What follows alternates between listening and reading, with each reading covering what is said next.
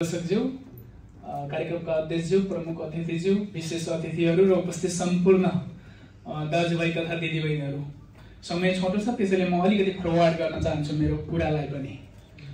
मलाई एकजनाले मेसेज गर्नुभयो आजभन्दा 3 दिन अगाडि, एनआरएम को सदस्यता बन्नको लागि मलाई लिंक दिनुस् न। निकै बुझेको मान्छेले। मैले भने तपाईले कुन चाहिँ एनआरएम को सदस्यता लिनुहुन्छ, सोमफुरी शेर्पाको कि रविना अधिकारीको? उहाँले भन्नुभयो ओहो तपाईले नै पोस्ट गर्नुभएको थियो फेरि मिल्यो भनेर।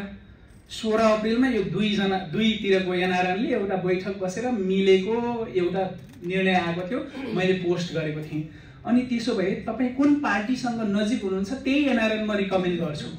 उहाँले भन्नुभयो म त लौरो या घन्टी हो भन्नुभयो। त्यसो भए घन्टीको पनि समिति गठन हुँदैछ रे, घन्टी जतातिर लाग्छ त्यतितिरको सदस्यता लिनु होला नि त भनेको। हैन त्यो गठन भए होस्, म त लौरो हो भन्नुभयो। यसको मतलब दुईटै एनआरएन को सदस्यता नलिने उहाँको एकदम बुझेको मान्छे हेर्नुहोस्। म यहाँको आईसीसी सदस्य भएकाहरू, यहाँको अध्यक्ष भएकाहरूले पनि सदस्यता नलिएको रेकर्ड छ मसँग कुनै सालमा।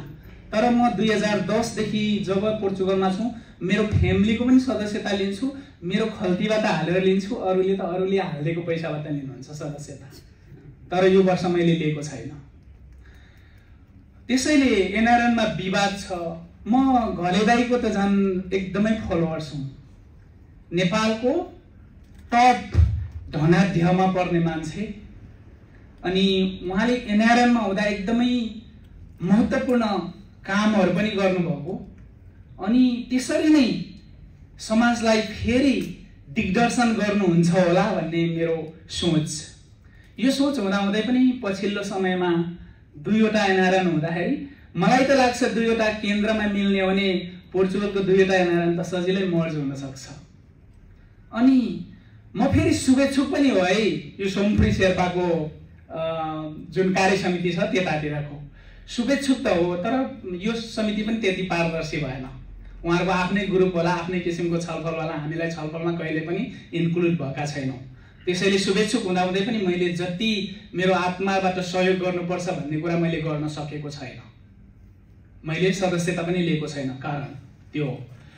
अनि एनआरएन अब केन्द्रमा यो विषयमा पनि छ आधिकारिकता विषय। आधिकारिकता मानौँ कि एउटा एनआरएनले आधिकारिकता पायो, अर्को एनआरएनले मुद्दा हाल्नेवाला छ। एउटा जो भए पनि यता वा उता, त्यसैले यो तानातानी चलिरहेको छ होला मेरो विचारमा। मैले शुभेच्छा राख्ने जुन एउटा खेमा छ, त्यो खेमाले अलिकति प्राविधिक रूपमा तपाईले विकास गर्न सक्नु भएन। जस्तो कि वेबसाइटको कुरा, त्यस्तै गरेर तपाईहरुको एक्टिभिटिजको कुरा, त्यस्तै गरेर वेबसाइटमा सदस्यता लिने कुरा, सदस्यता लिँदै गयो तपाईको पेमेन्ट सिस्टममा गाह्रो छ हैन। यस्ता कुराहरू अलिकति सहज बनाएर अगाडि बढ्नु भएको भए तपाईं प्यारलली जाँदाखेरि पनि तपाईहरु अझ सशक्त हुनुहुन्छ है, दरिलो हुनुहुन्छ है भन्ने लाग्थ्यो। अर्को टिमका साथीहरूले भेट्नुहुन्छ, मन्त्रीहरूलाई भेट्नुहुन्छ, राजनीतिक दलका नेताहरूलाई भेट्नुहुन्छ, फोटो त पोस्ट गर्नुहुन्छ कम्तीमा, केही उपलब्धि नपाए पनि एक्टिभिटिज त गर्नुभएको छ। अब शेष दाइको टिमले पनि एक्टिभिटिजहरू धेरै गरोस्, कम्तीमा हामी पनि अलिकति आकर्षित हुन पाइयोस्, अनि तपाईहरुलाई शुभेच्छुक मात्र नभएर कम्तीमा साथ दिन पाइयोस्, त्यो आशा राख्छु। धन्यवाद।